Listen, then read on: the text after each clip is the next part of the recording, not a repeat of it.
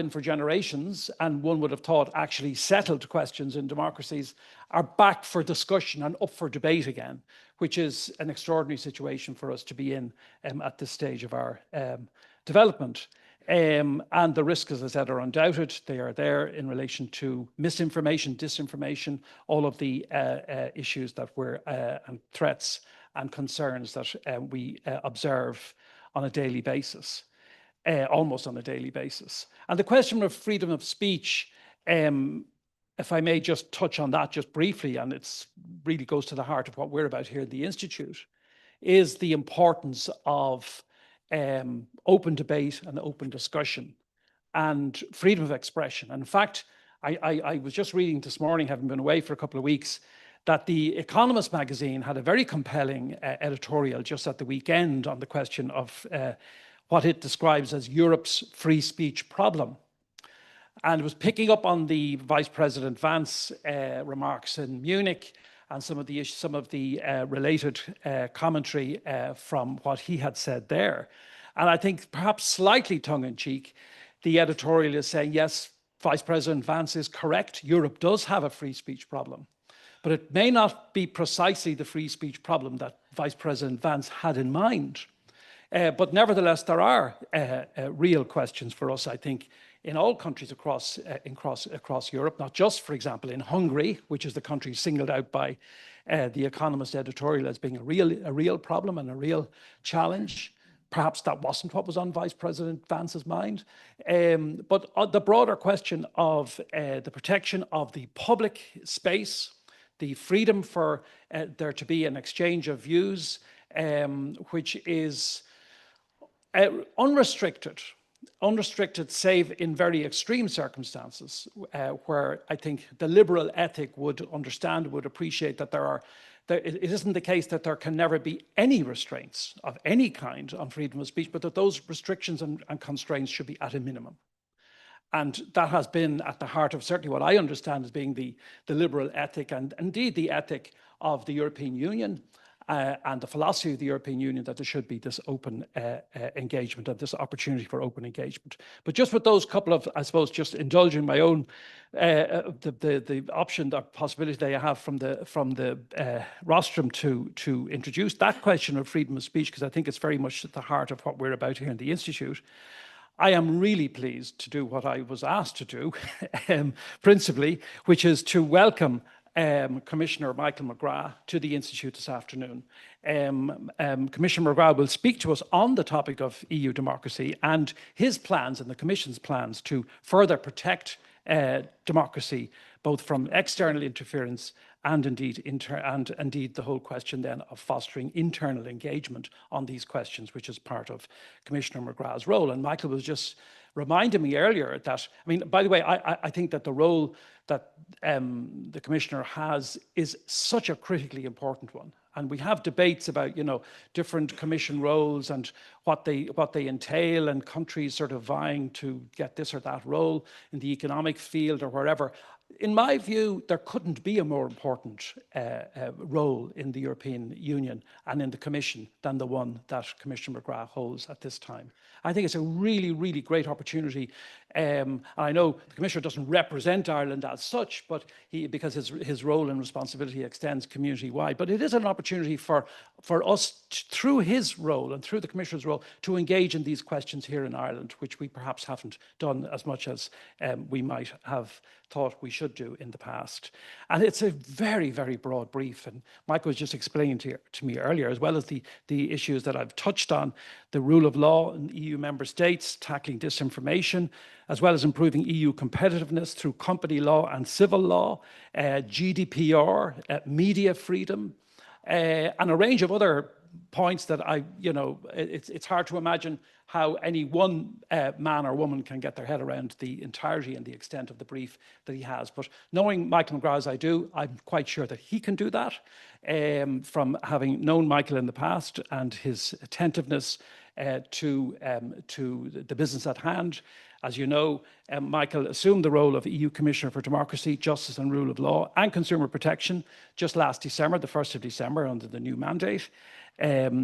He, as everybody here will know, that prior to his appointment, Michael McGrath served as Ireland's Minister for Finance from 2022 to 24 and Minister for Public Expenditure and Reform from 2020 to 2022. And in other roles, indeed. He was an elected member of the Dáil from 2007 to 2024, which is where I met Michael first when we had our various engagements on the Oireachtas Committee on Finance back in the period of the financial crisis. And I think it's fair to say, again, irrespective of your political viewpoint, that we've come a long way since those difficult and challenging few years. So anyway, without taking up any more of Michael's time and indeed your time in the audience, it's my great pleasure to introduce to you Commissioner Michael McGrath.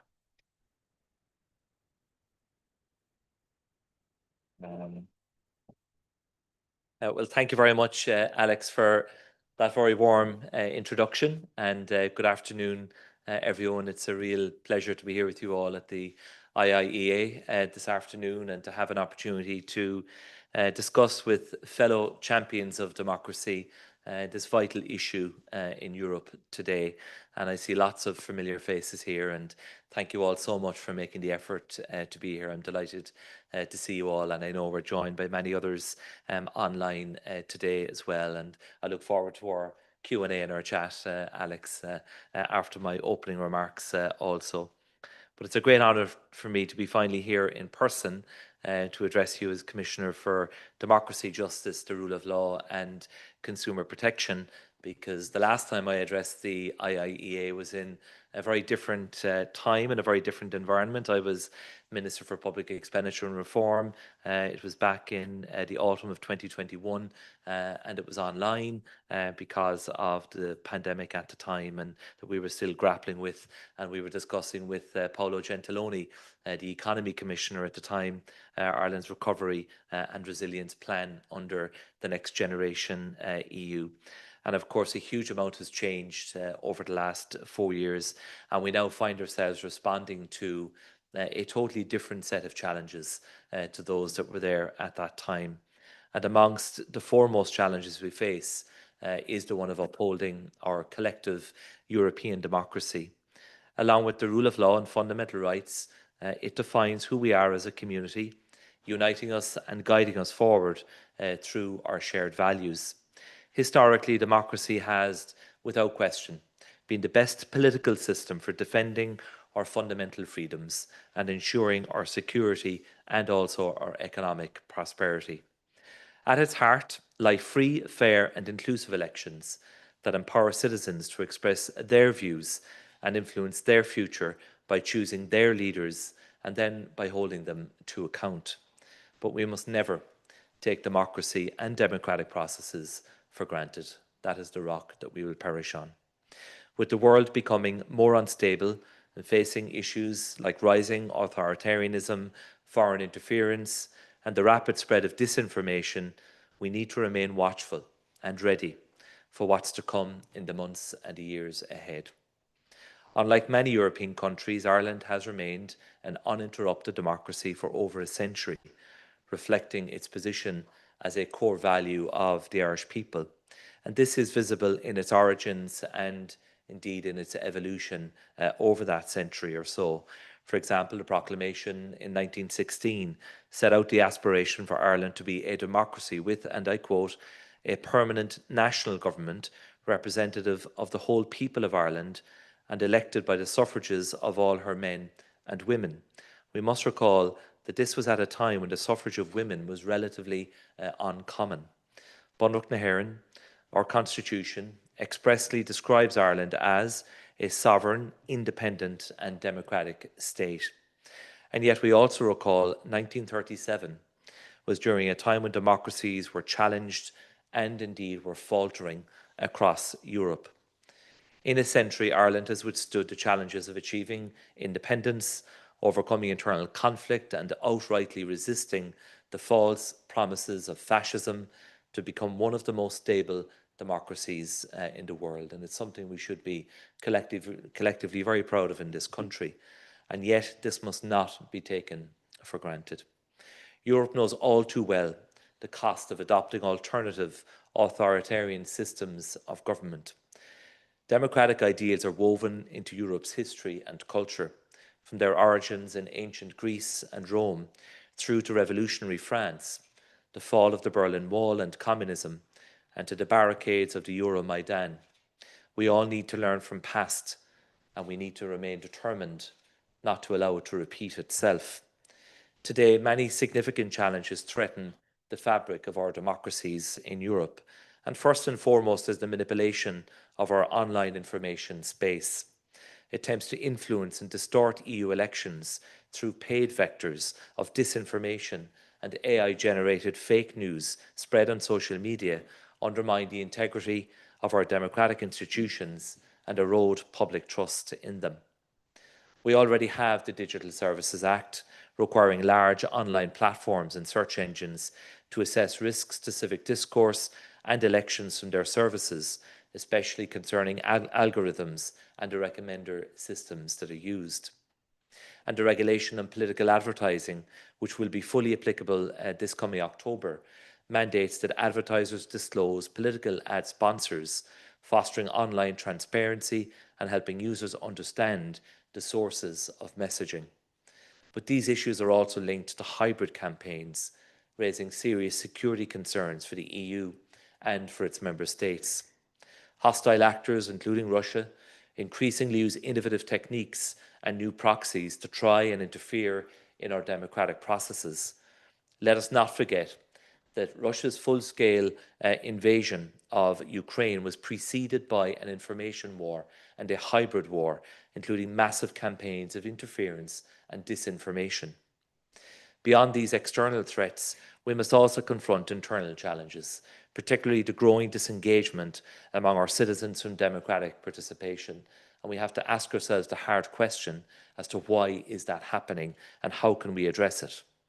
Many citizens feel disconnected from the processes that shape their lives, and this ambivalence can weaken the very foundations of our democratic systems with dangerous consequences.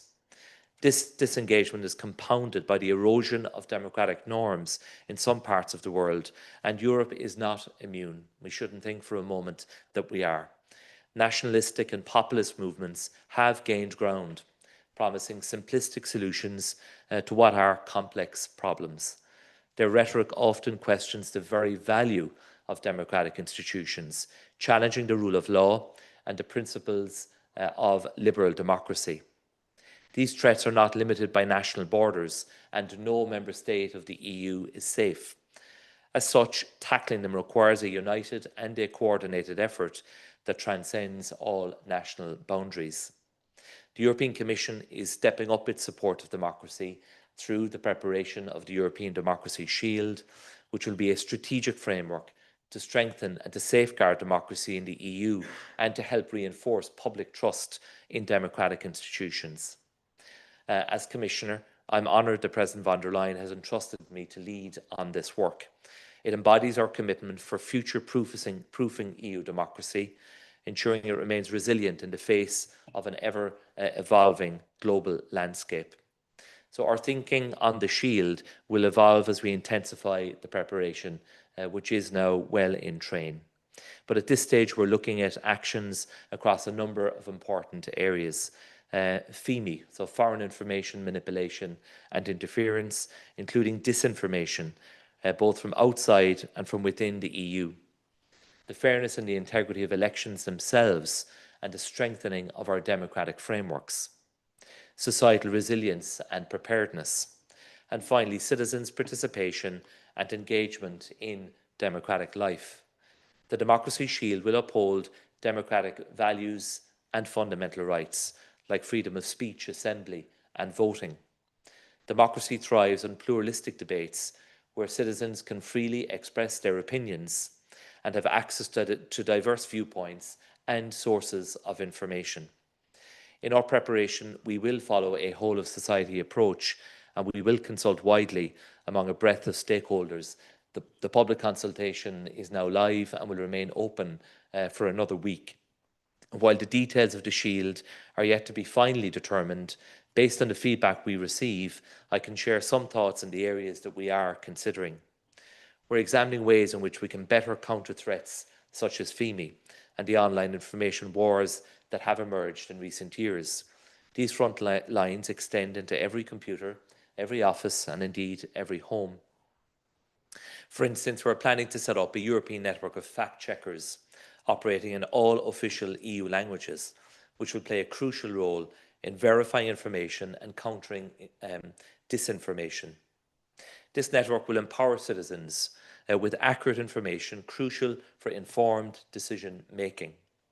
To fight FEMI, we're also exploring ways to increase coordination and operational cooperation, both among member states, but also between member states and EU institutions, and also between the EU institutions themselves. But let me be clear, defending facts is not censorship. The right to freedom of expression does not apply to incitement or to hate speech, fake accounts or bots or trolls, nor does it apply to deliberate attempts sponsored by hostile actors to influence political debates and elections. If anything, drowning out truth and genuine engagement by citizens with FEMI and disinformation is an affront to and not a manifestation of free speech. As part of the Shield, we're also dedicated to ensuring that elections remain free, fair, and secure. The Commission will always support Member States, who are, after all, the ones responsible for organising their own elections, to preserve the integrity of electoral processes and to maintain transparency and fairness, including through the European Cooperation Network on Elections. We're also looking at ensuring the safety of candidates and elected representatives, again, something that can no longer be taken for granted, including online, focusing especially on those most at risk, including female candidates, and ensuring that every candidate can campaign on an equal footing, especially in the online sphere, and that citizens have access to a range of different views. Moreover, we're working to strengthen democratic frameworks and increase societal resilience and preparedness. A resilient society requires strong institutional support systems that function as democratic checks and balances. In this regard, we aim to support free and independent media and quality journalism, fundamental pillars in an informed democracy. While the EU promotes and defends free speech, it also, along with the Member States, has a duty to equip its citizens with the skills necessarily to differentiate the accurate from the inaccurate, the informed from the misinformed, and the complete narrative from an incomplete story. So we aim to ramp up our efforts to enhance digital and also media literacy, providing citizens with the tools necessary to navigate what is an increasingly complex information environment. In strengthening our democratic resilience, free and independent media play an absolutely crucial role. They serve as watchdogs, holding those in power to account and providing citizens with accurate and unbiased information. In moments of crisis, free press becomes not just a pillar of democracy, it becomes a lifeline, giving voice to those who cannot speak out. The press must remain free from political and indeed economic pressures to fulfil these functions effectively, and we will continue to support initiatives that promote free media freedom and protect journalists from threats and indeed from intimidation. In this context, the European Media Freedom Act is a crucial piece of legislation to protect media pluralism and independence within the European Union. In addition, the 2021 Commission recommendation on the safety of journalists and the EU's anti-SLAPP directive, fighting abusive litigation against journalists and rights defenders, aim to foster a safer environment for media professionals to do their work. But future-proofing democracy isn't just about defence, but it's also about active citizen engagement and participation. We want every citizen in the EU to fully engage in our democratic processes, not just during elections, but to have the potential and the ability to do so in everyday democratic life, from public debates to policy-making initiatives. Democracy should thrive in the hearts and minds of our citizens, and civic engagement should be the lifeblood of local communities. So to encourage this, The Shield will draw from best practices at local, national and EU level, with a particular focus on young people who are, after all, the future of our democracies.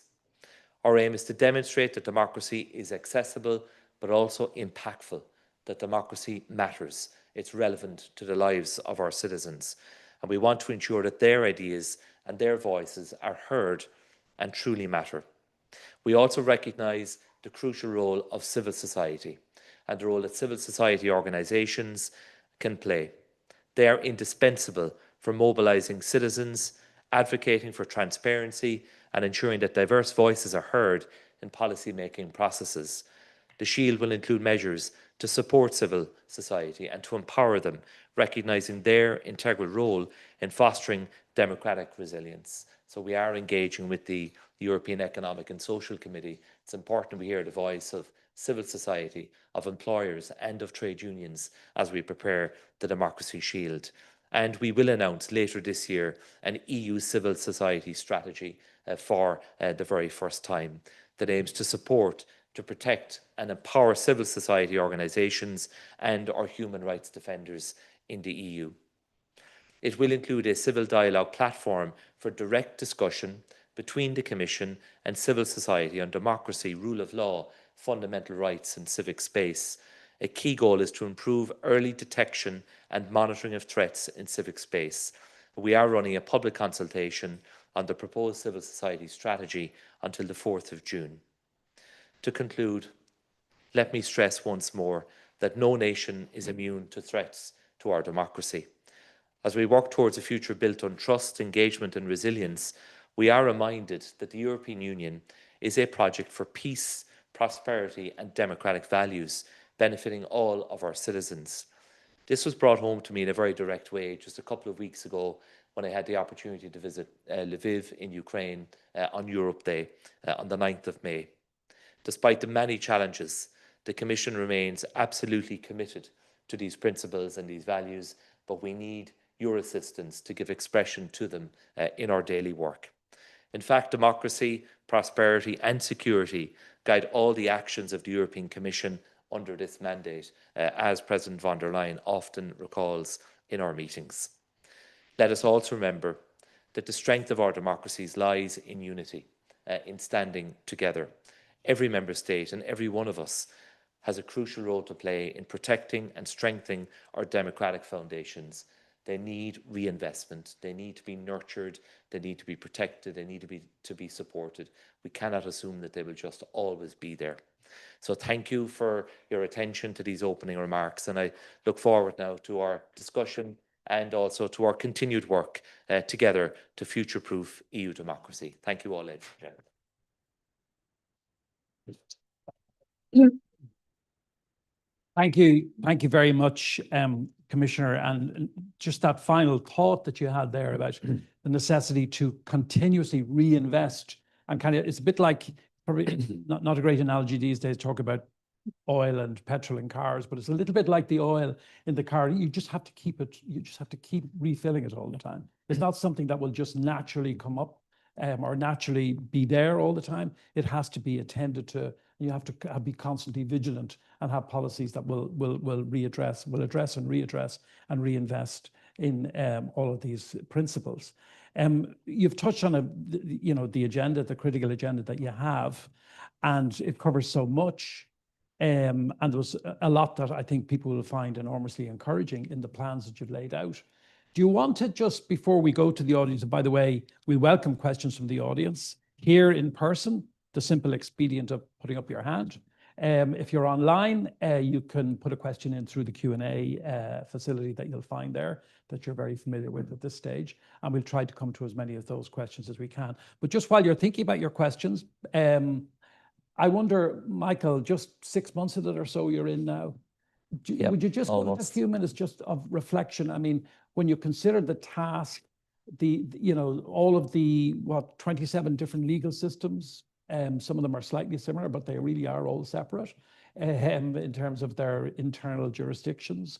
The complexity of the work that requires to be done in the Commission, the length of time it takes to legislate, all of these challenges. What's it been like for those 6 months? And Are you encouraged by the opportunity, or are you feeling a little constrained by all of the limitations that must be there? Thank you, Alex. Look, I think it's been an incredibly steep learning curve in a good way. And I think it does take time to fully get up to speed, to get to grips with what is a complex system. The Commission is a very large organization. So getting to understand all of the different terminology, the different meeting configurations that take place, building the relationships with important colleagues and stakeholders, learning how to influence decisions beyond your own portfolio.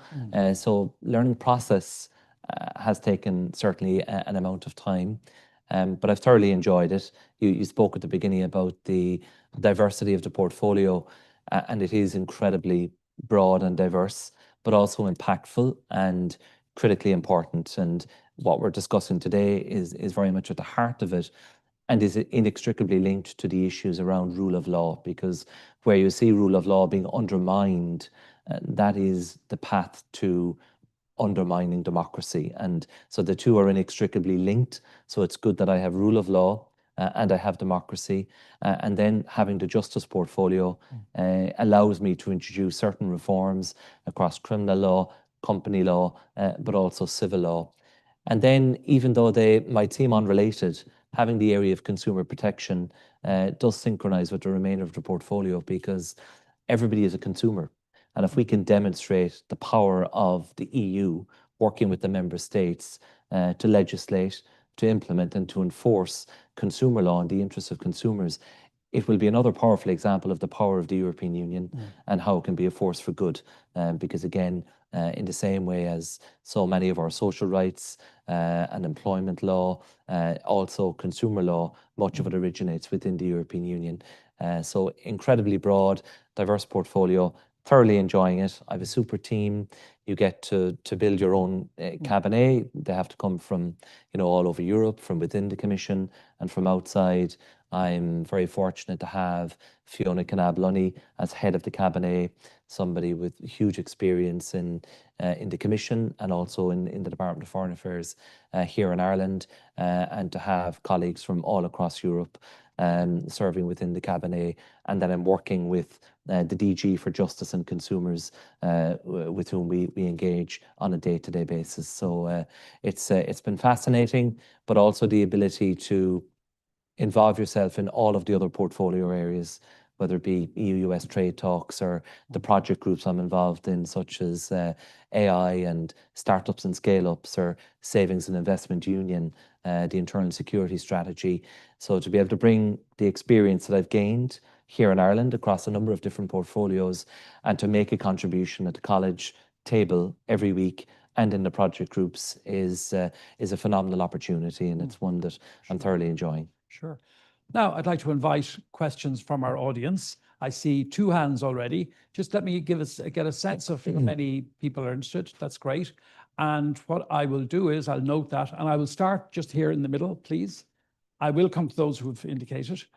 While you're just preparing your question, can I thank the Department of Foreign Affairs, by the way, for their support for this event and for this stream of work here in the Institute, Future Proofing Europe. Stream of events, and Jill Donoghue is with us here, and her colleagues, my colleagues, thank them all for their work on this work stream. It's really critically important for us. Thank you very much. Sorry. Yeah. One more interruption. Please say who you are and your designation if you have. Thank you very much. Claudia Badulescu from Free University of Brussels.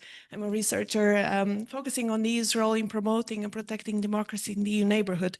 So I'd like to hear your view with regards to what the EU does in this regard, in promoting and protecting democracy in the neighborhood, the extent to which you see this democracy promotion as a sort of transactional, a part of a transaction, and how far can we give in to some things in the neighborhood and overlook democracy at the expense of some strategic interests for the EU? That would be one. And what is your view on the Romanian presidential elections that we've just had yesterday? Thank you. Well, first of all, on the neighborhood, we are going to include enlargement neighborhood countries in the scope of the Democracy Shield. So we are going to consider the impact of the shield and the measures that we will be proposing on the neighbourhood. Secondly, we have since last year included certain enlargement countries in the rule of law report. So we have started with Montenegro, Albania, North Macedonia and Serbia. We will continue with them in the 2025 version of the rule of law report as well. And in addition, a lot of my work and the work of my Directorate General is engaging with the enlargement countries on the rule of law and justice related reforms. Because under the fundamentalist first approach, countries have to get beyond the minimum requirements that we have on justice and rule of law before they can progress further on the enlargement path. So we're engaging very directly with our colleagues in Ukraine quite a lot in relation to their justice system, rule of law, anti-corruption measures, to make sure that they meet our European standards, so that then they can progress on to the remaining stages of the accession path. So those are a number of examples of how the neighbourhood is directly relevant to the work on democracy, rule of law, and then of course the accession pathway. On the Romanian election, look, the people clearly had a choice between somebody who wanted to pull them in a direction that was not towards European integration, or was not even in favour of the work we're doing in the EU, and that made a lot of statements that were apparently pro-Russia and so on. And on the other hand, a centrist candidate who has reaffirmed European values, the importance of working with European partners, and he came out on top. And I think it's a demonstration that, notwithstanding all of the challenges that we face around the European Union, that where the case is made for centre ground politics, where the case is made for Europe, people are willing to listen, because they do understand the benefits of EU membership. They understand the value and the benefits of us all working together in the common interest of our citizens. And I think the vote in Romania was a clear demonstration of that. They have voted for a future very much at the heart of the European Union, and that's something I welcome. Great. I might start putting some questions together. For the moment, I'll take them singly. Thanks very much, Nora Owen, a member of the board here, but also I want to thank Alex for what you said about the Commissioner's portfolio, because I was absolutely boiling as I read some of the comments when Commissioner McGrath got that portfolio, and I was thrilled we got it for Ireland. Could I just ask you, you used the word disinformation a lot in your presentation. I'm not sure I can understand the difference. It's a new word in our language between disinformation and misinformation. Could you just give us an easy guide to how your commissionership can cope with that, and what exactly is the difference, or is there a difference? Thank you. I might just take one or two others tagged onto that. That's okay. Yes, yourself. Name and designation, if you wouldn't mind as well. Hi, my name is Orla Ryan. I'm with the Irish Times. Two questions, if I may. First of all, just to carry on from that point of misinformation and disinformation, I know you've mentioned some specific initiatives within the EU to help combat that, but if you have any thoughts on what Ireland specifically could do to combat disinformation. We're coming up to a presidential election, things like that. There's misinformation already kind of circulating in some circles, and we have a lot of misinformation and disinformation around immigration. So what Ireland specifically could do related to that. And secondly, just in relation to GDPR, Mark Zuckerberg and other tech leaders have come out and criticised some of the fines, the substantial fines that have been given to Meta and others, saying that they're disproportionate and can stifle business and growth. If you have any thoughts on that particular issue as well.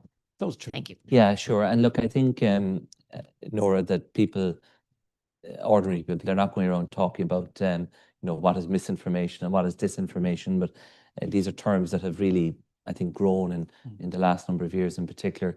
The key difference, of course, is the deliberate nature. Disinformation is deliberately putting out false information, spreading it with a view to influencing outcomes, perhaps, of elections. Misinformation is not deliberate in nature, but equally can be very damaging if it's false information. But the difference is that that deliberate nature of disinformation.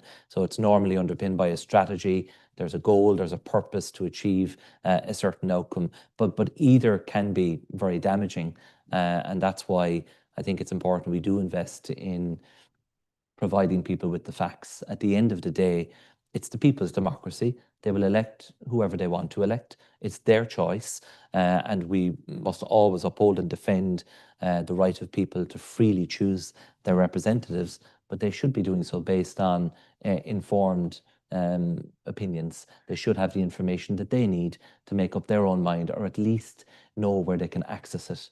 And also, we have a duty, I think, to inform people where information is being brought forward that is blatantly incorrect. Because the last thing we want is people to be making up their mind based on information that is patently false.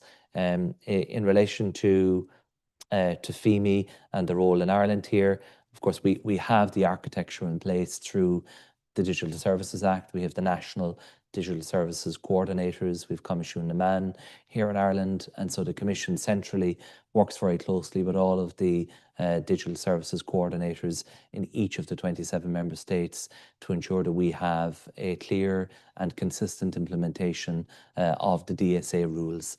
And those rules are there to guard against the risks that services can impose on civic discourse, but also in the conduct of elections. So the tools are there, the instruments and the powers are there. It really is about the implementation.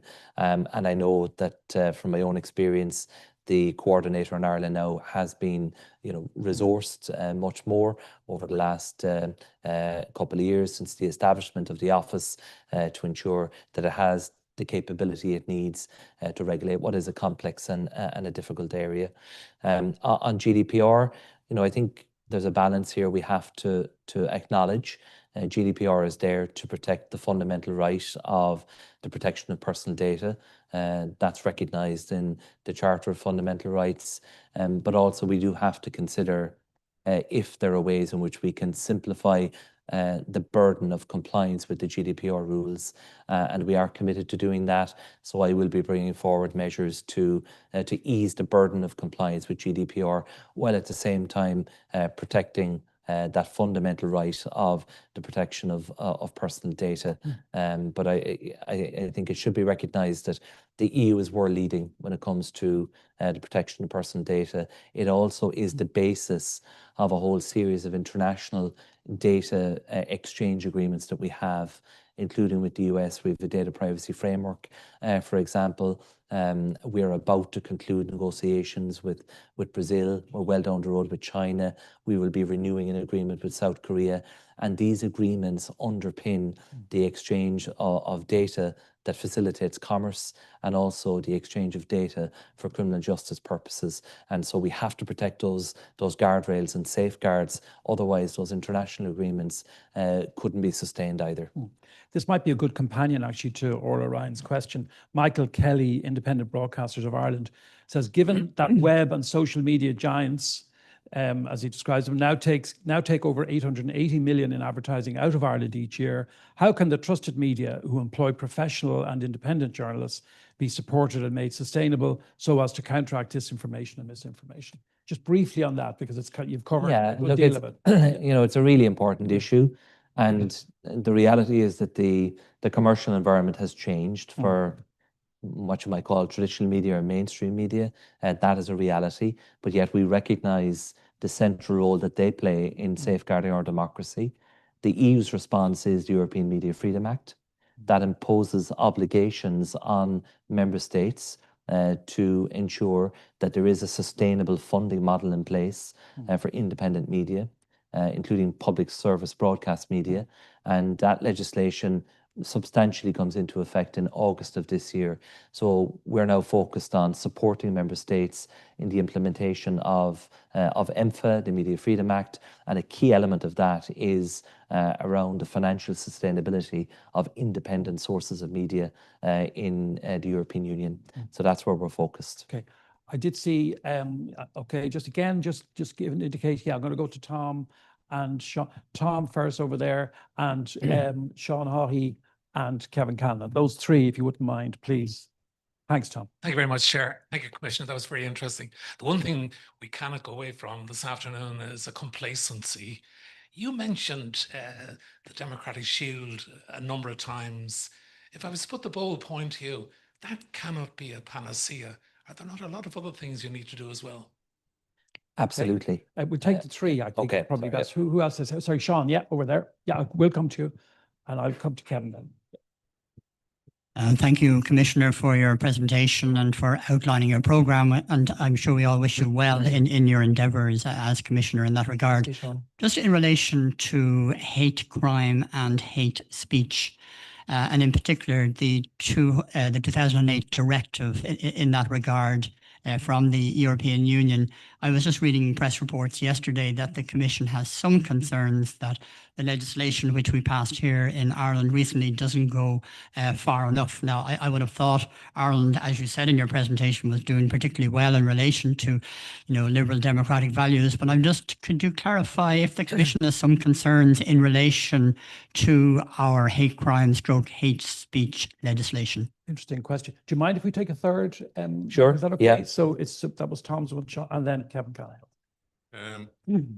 Kevin Callahan from Forza. I'd like to agree with Nora, I think, in relation to the portfolio.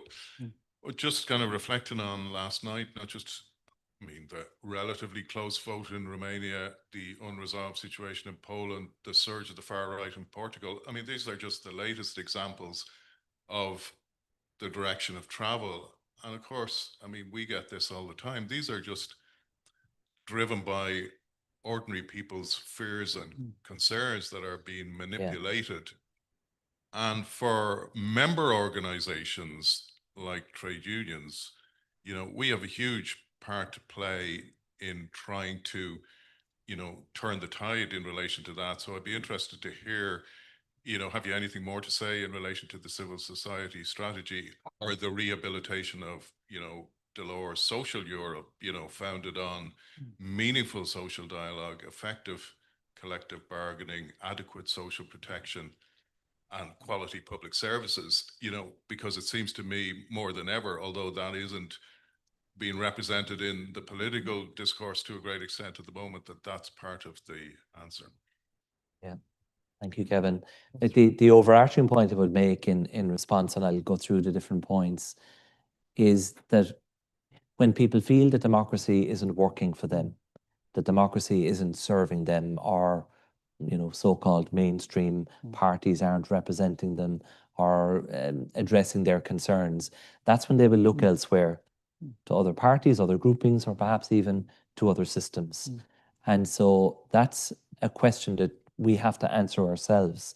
And those who are involved in active politics have to make sure that democracy works for people. If it works for people, they will continue to support it, they will continue to reinvest. And so part of the answer is about looking in the mirror. It's about listening to people. What are their concerns? Why are they looking elsewhere? Why are they considering regimes that are, inherently anti-democratic, or at least are flirting with, authoritarian or regimes that have those characteristics? I think that's a genuine point that we all have to ask ourselves that question. Can we do better in serving the people and meeting their needs? And I think some of the issues that Kevin raised there are very relevant in determining people's view. If they feel they're being left behind, it's not working for them, sure, I might as well try something else. And that's, I think, something that we should consider. The Shield will absolutely not be a panacea. I'm very conscious that there's no strategy that will come from Brussels that in and of itself will do all the work. It can set an overall framework. It can provide a direction of travel. It can lay out certain actions. It can make a very important contribution. But the work that is done at a local level, in communities, in regions, in the member states, really matters and will make a tangible difference as well. So we also should acknowledge that we're building on a lot of good work that has been done. We're not starting from scratch. There is a digital rule book that we could have a whole session talking about, whether it be the AI Act or DSA or DMA. We have GDPR. So we have a lot of work done. We have the European Media Freedom Act yet to come into effect. We have the political advertising regulation that will help to provide transparency about where money is being spent and where something is actually an advert. People should know it's an advert. So that's yet to come into effect as well. And I think we should not be downbeat. I think European democracy is strong. I think it's facing challenges, but I think it is healthy. and we need to face up to the challenges with a determination.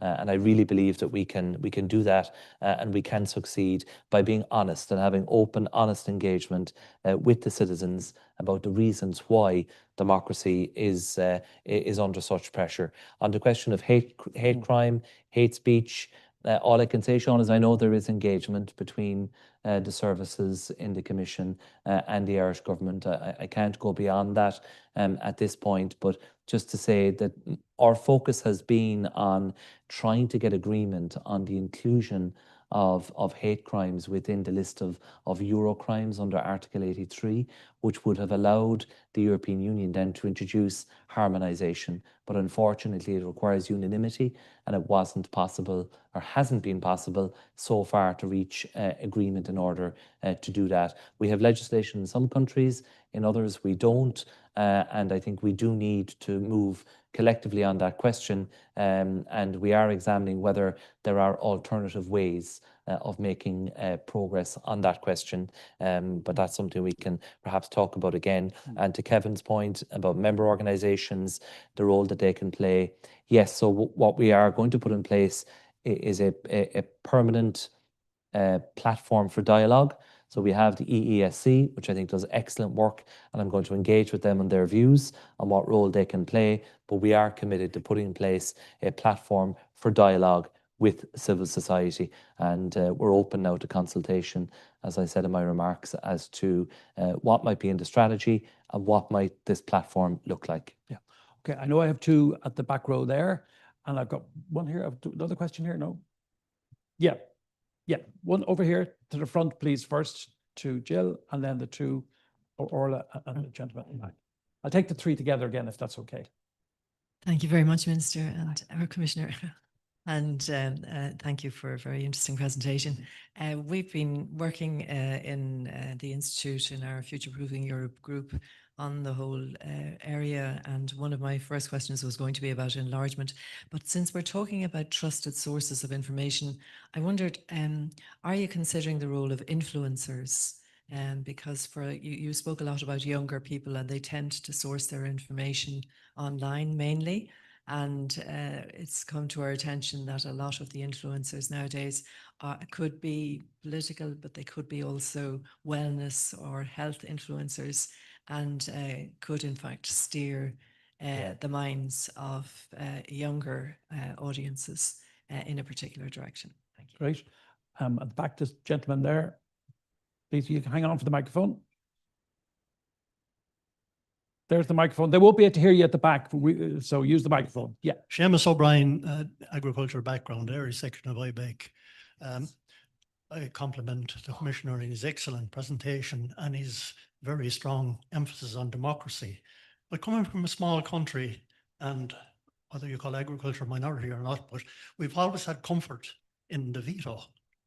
And the veto can be political or it can be legal, but there is obviously an abuse of the veto at present time, and Hungary is the country I'm referring to, and it's on the eastern side of our European Union.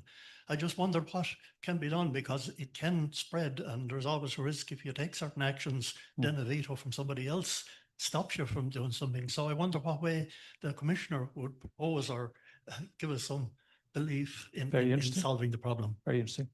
Yeah. Orla Quinn, board member here in the IIEA and former Secretary General of the Department of Enterprise, Trade and Employment. Congratulations on your post, Commissioner. I wish you every success with it. It is so important. Having worked in the Commission myself and just reflecting on a particular aspect of gender, the Commission has always been hugely supportive of gender in Ireland. And I just think when you look at the attacks on democracy now, there is a very specific gender focus to it. We had a discussion earlier this morning in terms of the UN and women and the attacks that are taking place in the wider world. But I would like just to comment on the role of the EU in being that strong supporter always of women and the threats that we're now seeing. Thank you. So thank you, Orla. Yeah, some great questions. So I'll try to be brief because I know a lot of Yeah, hands I are see going up. more hands at the back. Yeah, so which as is you good. can. Yeah. So Jill, yes, on the role of influencers, yes, we are going to consider it in the context of the Shield. And also from a consumer point of view then, under the proposed Digital Fairness Act, I think the key issue there is transparency. If somebody is part of a commercial transaction, is being paid to promote a product or a service, I think consumers and the general public have a right to know that. And there is legislation here in Ireland. Not every member state has such legislation, but is an area that that is going to be considered. Seamus, on the veto, yes, it is challenging, but there is no proposal for treaty change within the European Union on the question of decision making. We have unanimity basis for certain decisions. We've qualified majority voting.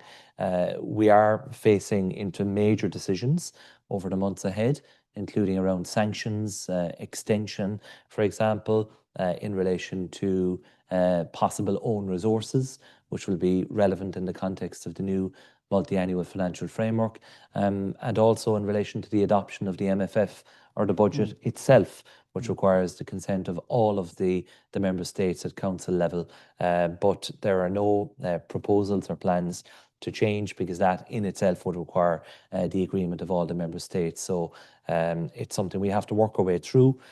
We've worked on the basis of collegiality up to now, but it is true to say that for certain decisions, the question of veto can be very problematic.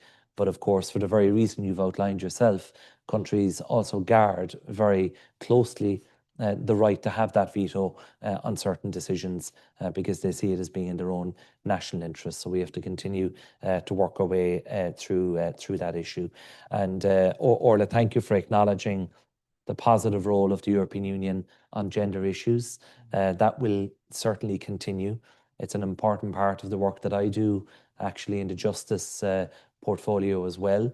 I should acknowledge the excellent work of Francis Fitzgerald in securing the passage of the directive combating violence against women. And again, in that there was a proposal to include rape as part of that. Of course, that can affect men and women. There wasn't agreement to have that included, which I think is an issue that should be examined. But across the whole equality portfolio that my colleague Hajja Labib has, but also within the Democracy Shield, we are going to consider the particular challenges and issues facing women in our democracy, particularly candidates where the environment it can be very hostile at times. Thanks. Can I get a sense of who back there would like to ask a question? And if you can't see me, I can't see you, if you know what I mean. Okay, so there are two people just on the outside there, the lady with the glasses, if I can describe her as such, and then the woman just directly behind as well. So in that order to start with. And then I think this just hands up again. Who? Yes, and that woman there as well. So there are those three in that order, if you wouldn't mind. Mary Whelan, member of the Institute, and thank you very much, Commissioner. Sorry, I couldn't see you. I know who you are, but I couldn't see you. Thank you very much, Commissioner, for that very stimulating statement. Can I go back to the very beginning of the session? And it was Alex's reference to freedom of speech. And my concern is, and I'd like your views on it, is how do we ensure in fighting against malign actors that we do not overly confine the space for free speech, and especially for the views of people with whom we fundamentally disagree. Because even in our discourse today, what I'm hearing is good liberal democracy people, bad far-right people. Now, that's the way I think myself, but I know that isn't correct. I know that there are people who fight within the system, against the system, and they make me feel uncomfortable, but they have to have the space to participate in the democratic debate. How do you see the Democratic Shield as safeguarding their right? And directly behind you, please. Thank you so much, and thank you, Commissioner, for that input. It was incredibly interesting. Colette Bennett here from the National Economic and Social Council, and I'm very much looking forward to engaging further on the civil society strategy as part of EASC. My question is in relation to, you mentioned, people who feel they're not being served and how that's having an impact on democracy, and it's having an impact on social cohesion more generally. Yeah. Do you have any comment on, I suppose, the root causes of that discontent, whether that's shared with others across Europe, and if there are any best-in-class countries that we might emulate or learn from? Thank you. And then your near neighbour there, yeah. Thank you. Ellen Gunning, Metacoms. My query is about fact-checking versus verified sources. Full disclosure, Metacoms provides verified sources for media. It's a resource for media. So I completely accept what you're saying about the need for media to be able to tell us, the readers, the listeners, the viewers, that the information is true. But I wonder about the broader opportunity to create something, for the EU to create something which actually allows people who access social media just to know that the source that the information is coming from is verified. I gave a talk recently in a school, and one of the students was saying we should have something like this on our phones. And it struck me that it was something too big for any individual to do. It's an EU project. But just that thought, is there any opportunity, or is there any vision that something like a verified source stamp of approval from the EU might be applied to social media and media? Now, we're coming up on 3 o'clock, and I know you have a flight to take. I'm wondering, do you have a small amount of flexibility, perhaps 5 or 10 minutes? Sure. That'd be great. So, of course, you might maybe address those three. And can I just have an indication of who else is still interested? Yeah, here. Was there one here? Sorry, I think I missed one here. Did I? No? Yeah. One at the back. Back. One here. Anybody else going? Okay, well, we have two anyway, and somebody else, if it strikes somebody, they can put up their hand. Yeah, look, first of all, I have no fears around freedom of speech within the European Union. It is absolutely safe. In fact, I think people have never had more freedom to speak and to express strongly held views on a whole range of different issues. Any of us only have to open up our phone or computer, we will see very strongly held views being expressed on an ongoing basis about a whole range of issues. And that is absolutely right and proper. People should have the right to do so. And as the Commissioner in charge of the Charter of Fundamental Rights, I will be the first to stand in defence of freedom of expression. So I see no grounds for having any concerns around freedom of expression within the European Union. We will always protect it and defend it. And we also need to be very clear that those who are criticising freedom of expression within the EU point to the DSA, for example, the Digital Services Act, which actually has inbuilt safeguards to protect freedom of expression within the European Union. And I often give the example around, let's say, content moderation policies, that Alex, if you say something online that doesn't suit the agenda of, let's say, a platform owner or whatever, and it's taken down, even though there's nothing illegal about what you said, you should have a right to know why was that taken down. So the content moderation policies should be clear, published, and transparent. So there are inbuilt safeguards within our architecture, to protect freedom of expression. So I think it's important we're very clear and very strong on that, because very often those that are criticizing the EU for allegedly clamping down on freedom of expression are themselves very intolerant of different views being expressed. Well, indeed, not to interrupt you, Seamus Allen, who's our researcher here in this area and does a huge amount of work for us, want to know if you would comment on what some would say is the increasing politicization of social media platforms. And what's the risk that if these are no longer politically neutral forums, what is the role for the DSA or the Democracy Shield here? So you've touched on that. Yeah, look, I mean, the platforms are incredibly powerful, and that's why you have to have guardrails.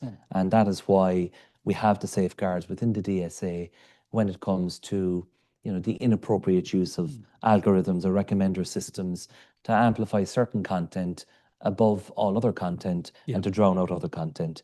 So the same holds for candidates getting space online. They should all have the same right to have space. So it's the use of the power of the platforms is where there could be an issue. And there are various actions underway under the DSA already in relation to the obligations that platforms have in the context of elections, and they have to take their course. But I think we just cannot emphasize enough that fundamental point about freedom of expression. It is safer in Europe than it is anywhere else in the world. And we need to strongly defend it and promote it at all times. To Colette's question about the root causes of that disconnect, perhaps, or disenchantment, I think they are many in truth and varied, and some of them will come down to policy issues, will come down to challenges that people are facing, whether it be the cost of living and inflation, the housing crisis that there is in many parts of Europe, whether it be the fear of immigration, which then gets manipulated and stoked by other actors. So I think it's a combination of genuine concern about issues, but then that is being manipulated as well. And that is what we have to guard against and make sure that the manipulation is rooted out and is addressed. And that's what we will seek to do through the various tools and platforms that we have. And in relation to fact checking and the idea of having a verified source, so I should explain and be clear that the Democracy Shield is not a review of the DSA as such. The DSA is still a very new instrument, so it falls under my colleague, the Executive Vice President, Hennifer Cunnan. I work within her cluster within the Commission, and we do work really closely together, and she is extremely supportive of the work that we are doing on the European Democracy Shield. And she has committed herself to bringing forward a digital simplification package towards the end of this year. So it's not a review of the DSA, but what we are doing is we are looking at how we can provide more reliable sources of information to the general public. There is already a lot of fact-checking being done.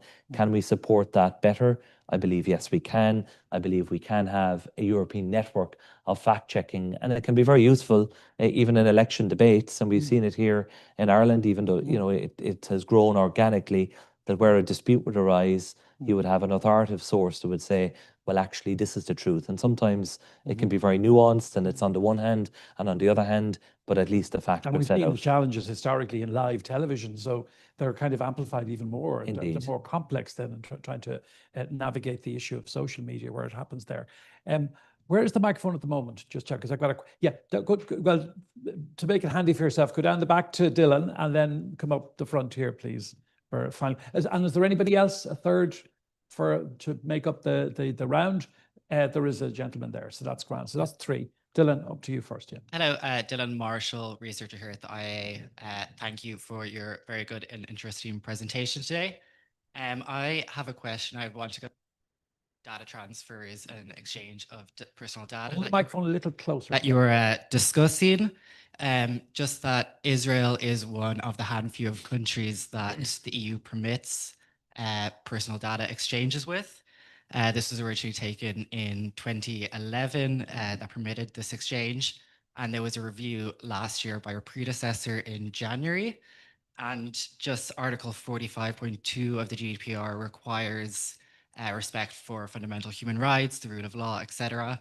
And in the review report from last year, neither of these things were included in its assessment that upheld the decision to allow data transfers.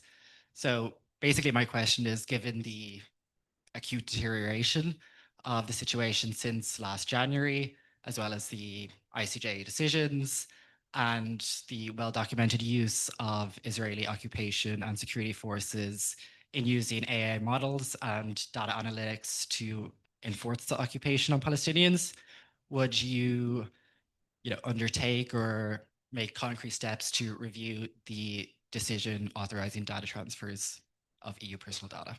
Okay, thanks. And Emma, on your way up to the front, there's a gentleman there, three spots in. Yeah.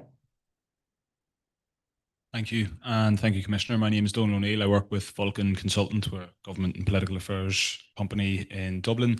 I was wondering if you might speak with a little more detail in relation to some of the more challenging member states. We referenced them briefly, I think, it was Seamus's question, but just in relation to what you think your role is in working with them, and I suppose probably then what you view as being the biggest challenge within that.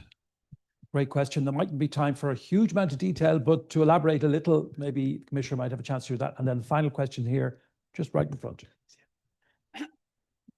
Uno Dwyer, member of the Institute, former EU official in foreign affairs also. Thank you, Commissioner. And I was particularly happy when you mentioned the engagement and participation of the citizens in the whole democratic process, which is a bit of a hobby horse of mine.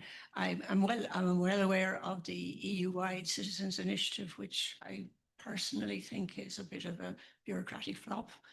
And in Ireland here, we've had very successfully, for a while at least anyway, citizens' assemblies, 99 brave souls who operate in a enclosed bubble of their own, in which Catherine Day described it as magic, what happened, where they all seemed to come to a wonderful consensus, and sometimes something got done and sometimes it didn't, but it never seemed to engage the imagination of the greater world of the citizens, good and old as the initiative was. And in this day and age where citizens of Europe and indeed the world can vote for a Eurovision song from their phones, and they can vote for the Dancing with the Stars people, and they get great involvement and in pleasure out of that. There should be some way of engaging the citizens more in the decision-making process in a way that is fun and is you can use whatever you like in the more modern technologies, platforms, algorithms, influencers, but it should be possible to imagine somehow a new way of engaging the citizens. Any ideas? Thank you.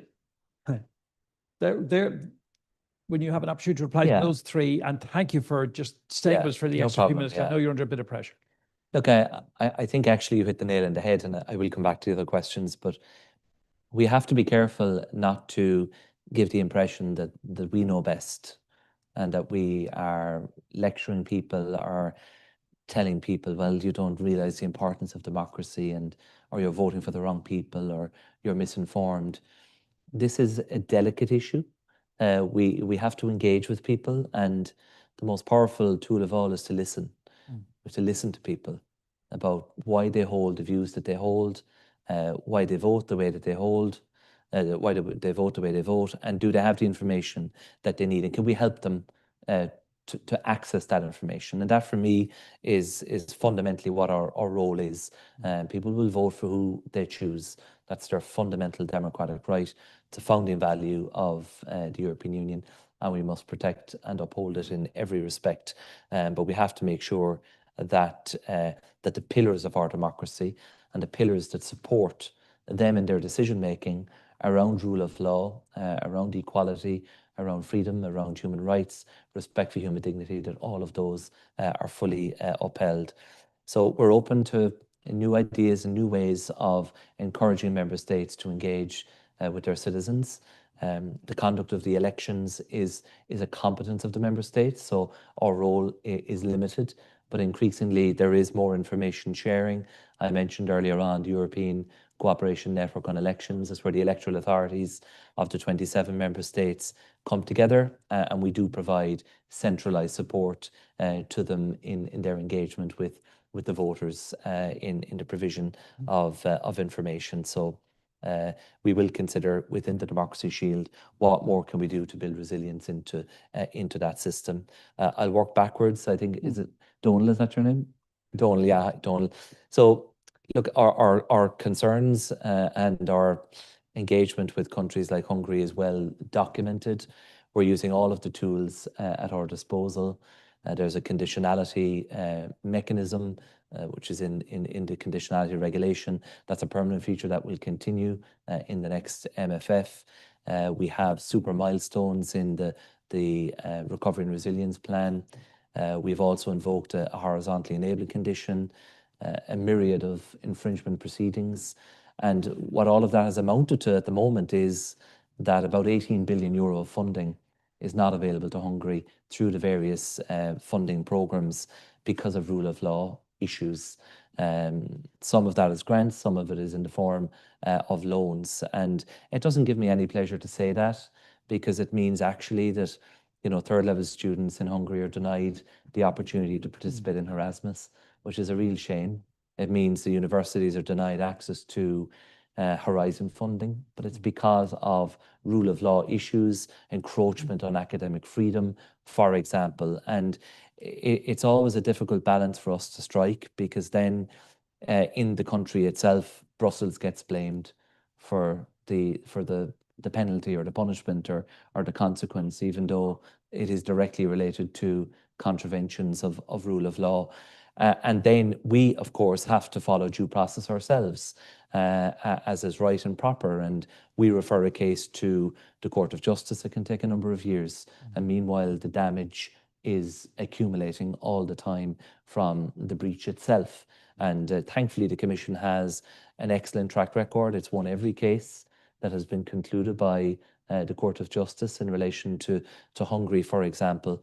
But I think what you will see within the new MFF is a greater link between rule of law compliance, the implementation of the necessary rule of law reforms, and access to EU funding. So the President has asked myself, Commissioner Surf, and the Budget Commissioner to work on that issue, and that work is ongoing, and it's really important. And we also make the point to the countries concerned, and it's not just one country. We do a rule of law report on every country. We'll publish them in July, including Ireland. There will be a country chapter in Ireland, and there will be recommendations. Our door remains open for dialogue. We are there to help countries to respect rule of law, and we have to always reiterate, it is not a la carte. It's not an optional extra. It's a binding obligation of EU membership. When you sign up to membership of the European Union, it is a treaty obligation that you respect the rule of law. And if we turn a blind eye and we allow it to diminish in its application throughout the Union, that really is the slippery slope that I think we would live to regret. So we have to take firm and robust action, and it does take up a lot of the resources and time and capacity that we have, but we remain open for dialogue and to assist the member states. To Dylan's question around data transfers and adequacy decisions, and in particular in relation to Israel, the first point to make is that we have formal reviews of all of the agreements that we have in place, and the most important criteria is that the safeguards that underpin any adequacy decision or any data sharing agreement that we have with a country must be respected. The safeguards must be in place. There are lots of different tests that we have to apply, but the primary test is around the use of the personal data of EU citizens that has been transferred into that country. If the use of the personal data of EU citizens transferred to the United States or to Israel or to any other country that we have an adequacy decision or a data sharing framework with is not in line with our standards, then that is where we will act, and we have the power in the case of each adequacy decision and each agreement to step in and essentially bring about the end of that decision or that framework. So it's about the use of the personal data of EU citizens in that country, which has been facilitated by the transfer provided for in the agreement and in the adequacy decision. But all of these remain under review. And so in the same way that when I went to the US back in March, I asked questions about the safeguards that underpin the EU-US data privacy framework, because we have to make sure that the use of EU citizens' data there is being handled fully in line with our own GDPR requirements. And so that is the fundamental test. But many MEPs have raised this issue with me. I've issued quite detailed written replies that set out the legal context and set out the position on it, but it is kept under review at all times. Well, I want to thank the Commissioner for what has been a really tremendous engagement this afternoon. The speech, the presentation, first of all, formal presentation, and also the Q&A. And I think that, if I may say so, you've just demonstrated, and we were talking about the breadth of the brief, your knowledge, your command, but your intellectual commitment to it. and sense of a feel for all of these really complex questions. It certainly came across very much to me, and I'm sure it did to the audience as well. So we want to wish you well with the agenda that you're responsible for. Thank you again for coming to the Institute. Hope we see you again at some point soon. These are issues that are really very much at the heart of the kind of basic principles that we like to uphold here at the Institute: opportunity for debate, discussion, information, analysis. It's just what we do here. So it's fantastic to have you as Commissioner address us this afternoon. I thank also all of you who have attended, both in person and those of you who are online and who ask questions. But in particular, as I'm sure you'll agree, the thanks principally goes to our distinguished guest, Michael McGrath. Thank you.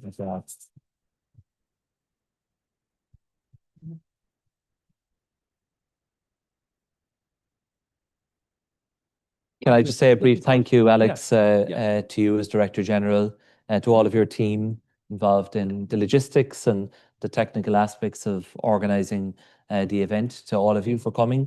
It's great to be here and to see a full room, and I know we've many people online as well. To thank the Department of Foreign Affairs for their work with you on the Future Proofing Europe project. That is really important. This is the first, I hope, of many engagements that I will have as Commissioner with the IIEA. And of course, we have the presidency in a little over a year's time now to look forward to. So we're going to have a huge amount of opportunity. And I know that the Irish government is preparing the programme of work, preparing their priorities for the presidency.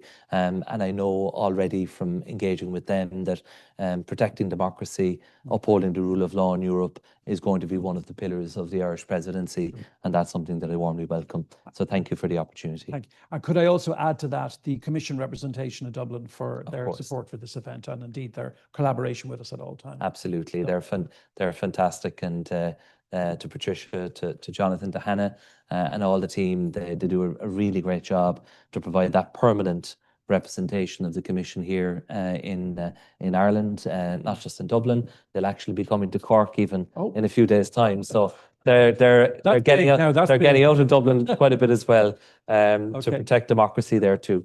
Very good. So thank you. Thank you very much.